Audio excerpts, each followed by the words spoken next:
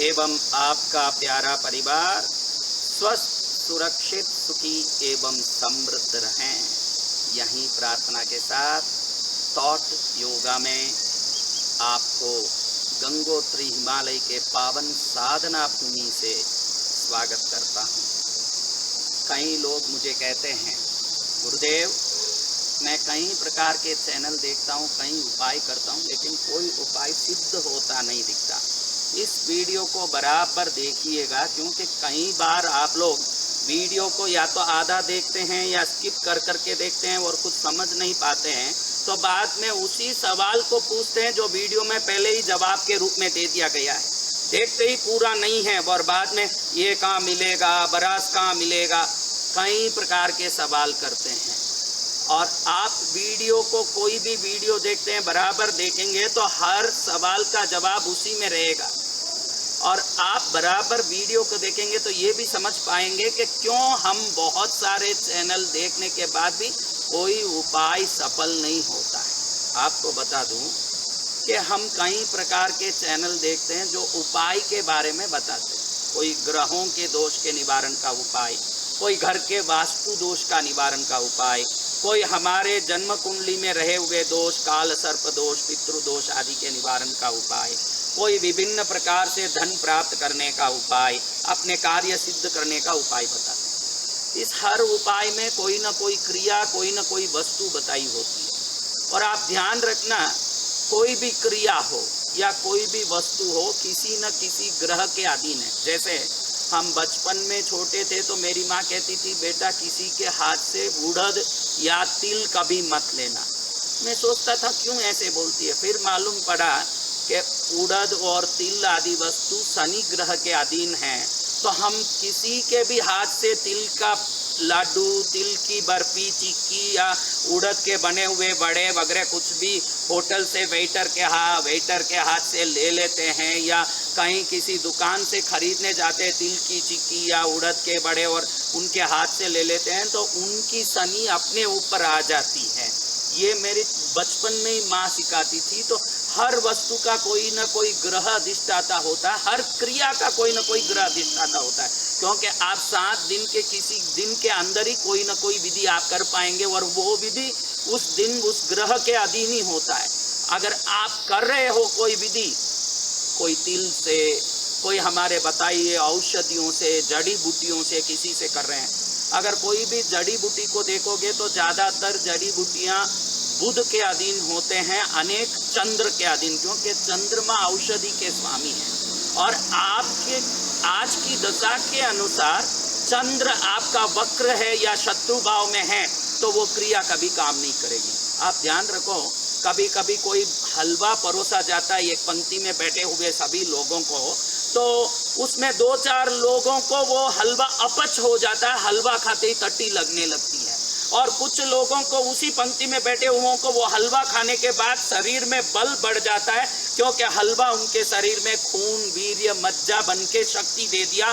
और जो लोग उस हलवे को पचा नहीं पाए, उनके लिए वो हलवा शरीर में खून, वीर्य, शक्ति नहीं बन पाया और टट्टी बन के घड़ी घड़ी उनको वॉशरूम की तरफ दौड़वाता है।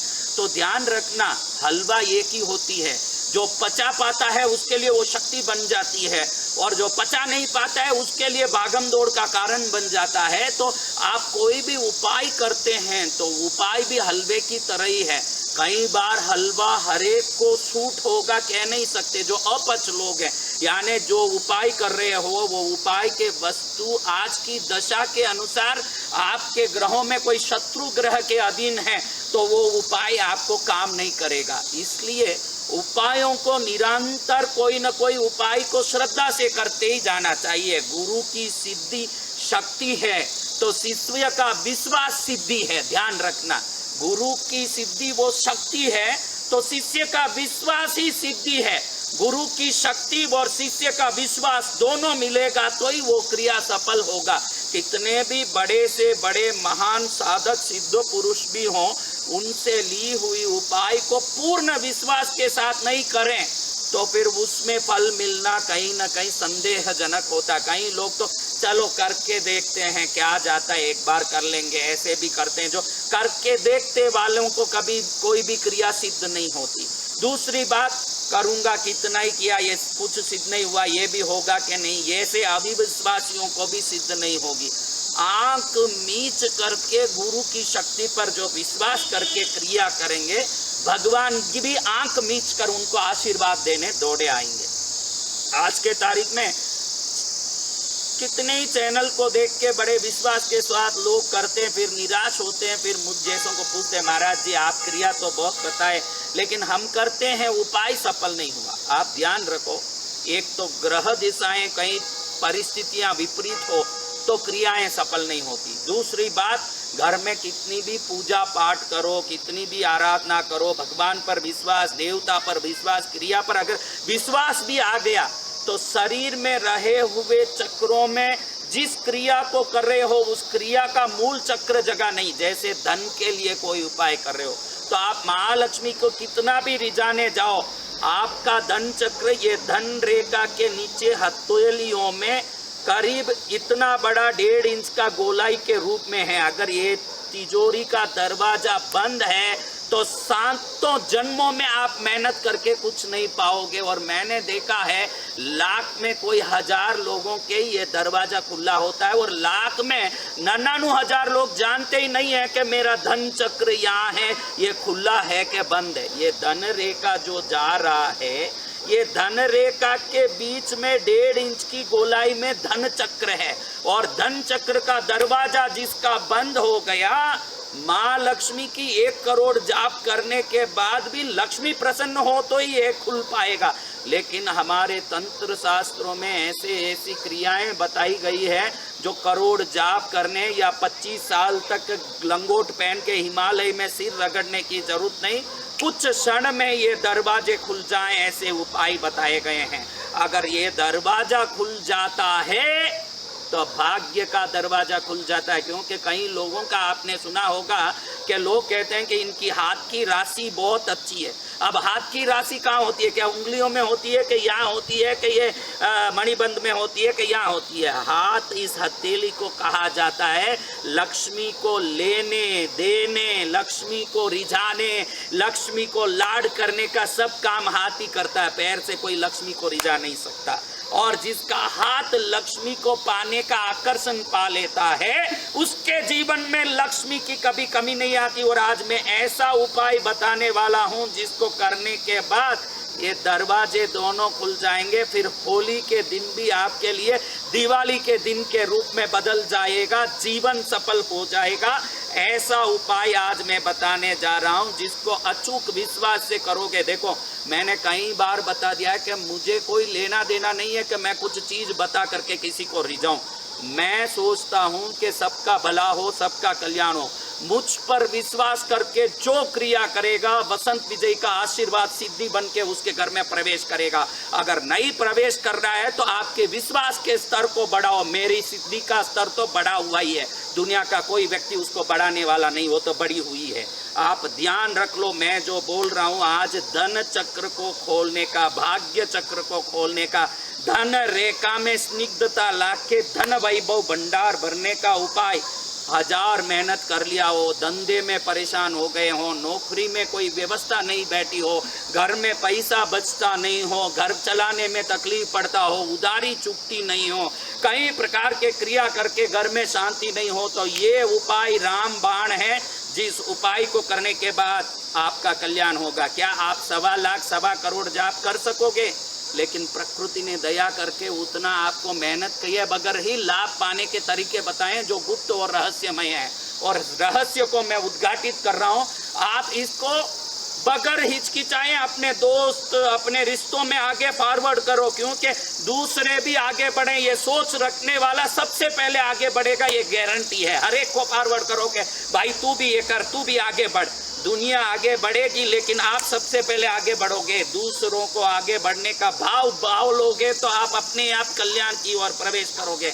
इसके लिए क्या चाहिए महाराज, वो बता दो, आप ज्यादा मत बोलो। हमको ये बता दो कि हम कैसे आगे बढ़े, हमारा धन का दरवाजा कैसे खुले। आपको बता दूंगा कि माँ लक्ष्मी का दरवाजा तभी खुलेगा जब ये हाथ का धन चक्र खुलेगा। ध्यान रखना, ये हथेली के ये 4 दरवाजे हैं। ये शुक्र का दरवाजा है, ये बुध का दरवाजा, गुरु का दरवाजा, ये महादरवाजा, भाग्य का दरवाजा, बीच में धन का दरवाजा है। धन के दरवाजे को खोलना हो तो सबसे पहले 2 नींबू लेकर के ऐसे काटिए कि उसका टुकड़ा न हो के अलग ना हो जाए, उसका टुकड़ा अलग ना हो जाए, लेकिन चारों अलग अलग पीस में हो जाए। देखिए मैंने ऐसे काट के रखा है। फिर बरास, मैं वापस बरास की बात करता हूँ, क्योंकि कुछ चीज़ों के मिश्रण के बाद उसका अलग ही वातावरण बन जाता है। जैसे शहद को रात में सोने के पहले गर्म पानी में मिला के पियोगे तो आप दुबले होते जाओगे ना, उसी शहद को रात में सोने से पहले दूध में मिला के पियोगे तो आप मोटे होते जाओगे।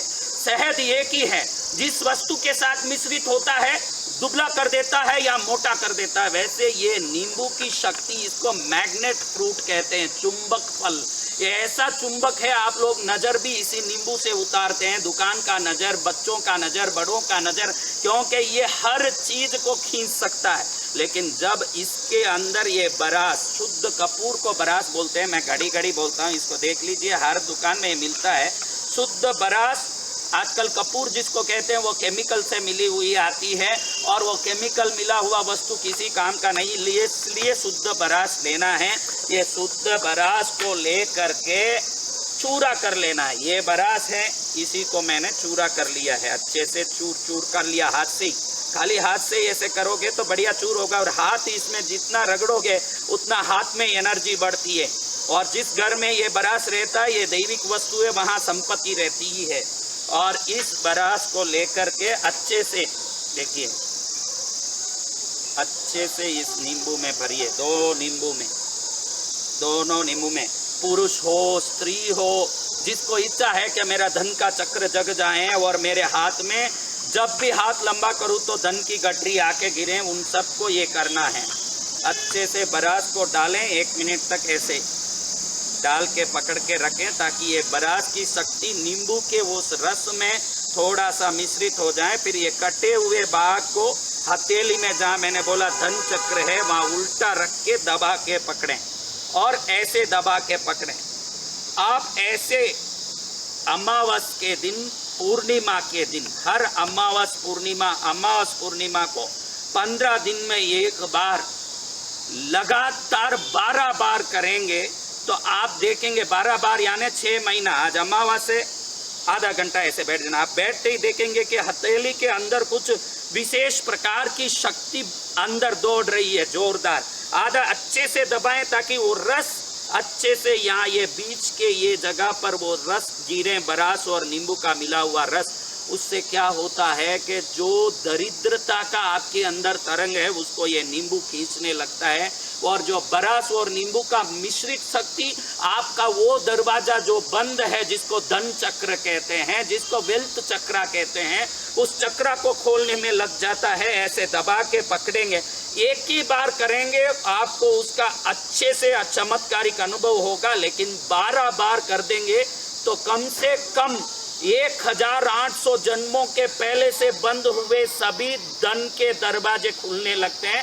शास्त्र में अच्छे से लिखा है कि 1800 जन्म पहले से आज तक का दरवाजा 12 बार ऐसे हथेली में इस नींबू को दबा के पकड़ने मात्र से वो पूरा नींबू आपके दरिद्रता को खींच लेता। आप रखेंगे तो ही महसूस करेंगे कि यह जोरदार कोई शक्ति प्रवेश कर रही है ना, आपके अंदर ऊर्जा आ रही है। और ऐसी ऊर्जा आएगी कि आप दौड़े दौड़े आके कहोगे कि महाराज आपके नाम से मुझे वसंत विजय हाई स्कूल, वसंत विजय कॉलेज, वसंत विजय इंजीनियरिंग कॉलेज, वसंत विजय यूनिवर्सिटी, वसंत विजय गौशाला, क्योंकि महाराज आपने ये धन का दरवाज़ा खोला है तो मैं आपके नाम से दान तो करना ही चाहता हूँ। और कोई भी मेरे नाम से दान करना चाहे, मैं सबसे पहले स्वागत करता हूँ कि कम से कम मेरा उपाय किसी के काम आया, उनमें दान करने की भावना आई और उनकी भावना से वो मेरे नाम से दान कर रहे हैं। मैं तो मजाक कर रहा हूँ, आप मेरे नाम से दान करने की भी जरूरत नहीं, परमात्मा के नाम से, अपने माँ बाप के नाम से, पूर्वजों के नाम से दान करें,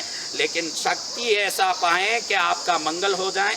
इसको अच्छे से पूरा ऐसे कम से कम आधा घंटा और अधिकतर 1 घंटे तक लेके हर 15 दिन में एक बार बैठे रहोगे तो आप 1 बार 2 बार 3 बार में देखोगे कि ये नसों में जाके आपके गले को खोलता है, आपके बातों में विशेष ज्योति तेज आती है और आपके शरीर में विशेष बल आता है। आप अपने आप को बलवान महसूस करने लगते हो और आपका भाग्य का दरवाजा खुल गया आप महसूस करोगे।